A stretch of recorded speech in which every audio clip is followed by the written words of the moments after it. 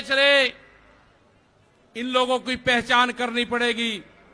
देश में बड़े बड़े आंदोलन ये चलाने पड़ेंगे। आज से जो संयुक्त मोर्चा ने फैसले लिए हैं, उसके तहत हमको बड़ी बड़ी मीटिंगें पूरे देश भर में करनी पड़ेगी। अब ये मिशन खाली मिशन उत्तर प्रदेश और ये नहीं उत्तराखंड, मिशन होगा संयुक्त मोर्चे का देश बचाने का। ये देश बचेगा, ये संविधान बचेगा। आज लड़ाई उस मुकाम पर आ गई कि देश के जो नौजवान हैं, जो 14 करोड़ लोग जो बेरोजगार हमारे साथी, हमारे बच्चे हुए हैं, यह आंदोलन उनके कंधों पे है। जिस तरह से एक चीज बेची जा रही है, 3 कानून भी उसी का ही एक हिस्सा है। पहला है कि यहां पे रेल और हवाई जहाज और हवाई अड्डे बेचे जाएंगे। किसने परमिशन दी? किसकी ताकत है कि देश की प्रॉपर्टियों को बेचोगे? आपने घोषणा पत्र में नहीं लिखा, देश की जनता को धोखा दिया। धोखा नंबर 1।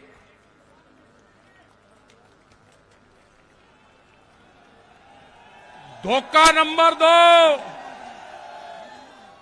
धोखा नंबर 2, बिजली बेचेंगे, प्राइवेट करेंगे बिजली को।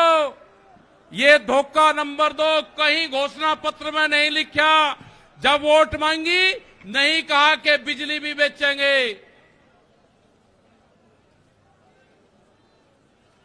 ये सड़क बेचेंगे, पूरी सड़कों पर टैक्स लगेगा और एनएच के आसपास 500 मीटर तक अपनी कोई चाय की दुकान और गुमटी भी नहीं लगा सकता।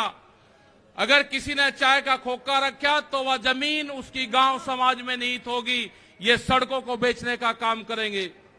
ये देख लेना क्या क्या चीज बिक्री है। ये सेल फॉर इंडिया का बोर्ड देश में लग चुका है।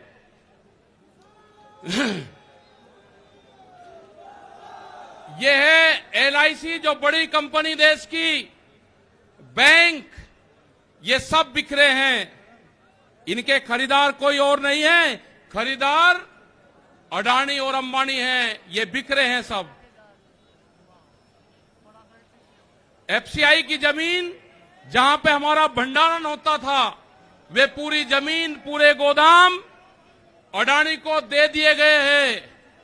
पूरी एफसीआई के जो गोदाम हैं अडानी के कब्जे में हैं।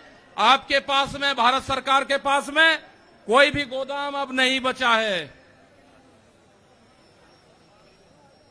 देश के बंदरगाह, पूरा जो समुद्र के तट थे 100-100 किलोमीटर तक एक कंपनी को बेच दिए।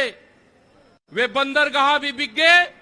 ये भी आपको जानकारी होनी चाहिए। वहां पे जो मछली पालन किसान हमारा था, जो नमक का किसान हमारा था, खत्म हो गए। बड़े बड़े बंदरगाह वहां पे बिक चुके हैं।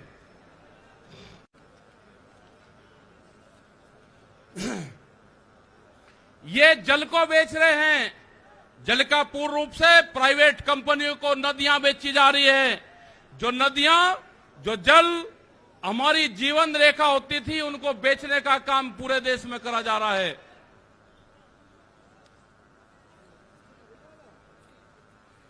ये इंडिया ऑनलाइन सेल, मतलब कोई भी कीमत किसी भी चीज की लगा सकता है। भारत बिकाऊ है। ये भारत सरकार की पॉलिसी है। अब खतरे में कौन कौन है? ओएनजीसी, बीपीसीएल, इस्पात, शिक्षा, प्राइवेट जो चिकित्सा हो रही है, और देश के संविधान भी खतरे में है। जो बाबा भीमराव अंबेडकर का संविधान था, वो भीड़ में बता जा रहा है। हम उसको भी बता रहे हैं कि बाबा भीमराव अंबेडकर का संविधान भी खतरे में है, उसको भी बचाना है। और ये खेती किसानी, जिससे ये आंदोलन शुरू हुआ, ये खेती और किसानी भी बिक्री के कगार पे है। हमारी समझ में जब आया, जब देश की खेती बिकने के कगार पाई, जब ही आंदोलन शुरू हुआ। उसके 3 कानून 9 महीने से किसान आंदोलन है, वो करने को तैयार नहीं है। आज हालात ये है कि आपका 10 साल पुराना, वे आगे के 10 साल पुराना ट्रैक्टर नहीं चलेगा, वो भी इसी में आता है। आपको बैंक में कर्जा आप दुगना ले लो, आपको बैंक दुगना कर्जा दे देगा। आपको बैंक कहेगा कि गोल्डन कार्ड बना दिया, आप कर्जा ले लो, फसलों के भाव नहीं आपको देंगे। हम जिस जमीन पर आए हैं, ये जमीन उत्तर प्रदेश की जमीन, और जहां पे मुजफ्फरनगर का जो क्षेत्र है, ये गन्ने की बेल्ट है पूरी। क्या इन लोगों ने ये नहीं कहा कि जब अगर हमारी सरकार आएगी तो हम 450 रुपए गन्ने का भाव देंगे? ये कोई भाव देने को तैयार नहीं है। यहां पे सरकारें पहले भी आई जिन्होंने 80 रुपया रेट बढ़ाया, दूसरे वाली सरकार आई 50 रुपए रेट बढ़ाया। क्या योगी सरकार उन दोनों से कमजोर है? 1 रुपया रेट नहीं बढ़ाया। हमारा 12,000 करोड़ रुपया से ज्यादा आज शुगर फैक्ट्री पे सरकार पे बकाया है। अगर हम मांगते हैं तो कहते हैं जी ये राजनीति कर रहे हैं। अगर ये मुद्दे उठाने राजनीति है तो ये मुद्दे यहां के लोग उठाते रहेंगे। हमें बहुत तरह के एलिगेशन लगाए गए। हम 9 महीने से वहां पे हैं, आप लोगों के बीच से वहां पे गए। आप बहुत जिम्मेदारी के साथ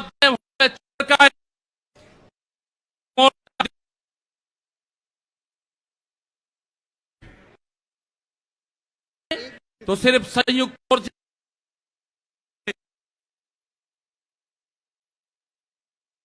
जमीन पर पैर नहीं रखेंगे भैया। यहाँ पे मुजफ्फरनगर की जमीन पे हम पैर नहीं रखेंगे। हम गाड़ी से यहां से वापसी जाएंगे। जब ये आंदोलन फतेह होगा, इस किसान और देश के जवान की जीत होगी, जब ही हम यहां पाएंगे। अत्याचार बहुत है। यहां पे पुलिस फोर्स के लोग भी होंगे। यहां पे पुलिस फोर्स के लोग हैं, उनकी सैलरी 25 और 30 हजार रुपए है। ड्यूटी वे 24 घंटे देंगे। मास्टर जो प्राइमरी का टीचर है, उससे आधी सैलरी उनकी होगी।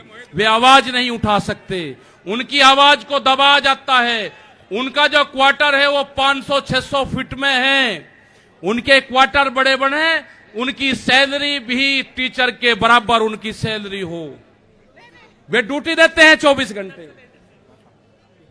जितने भी सरकारी कर्मचारी हैं, उनकी पेंशन खत्म करोगे। एमपी एमएलए की पेंशन लोगे 2-2, 3-3। कर्मचारियों की पेंशन खत्म करोगे।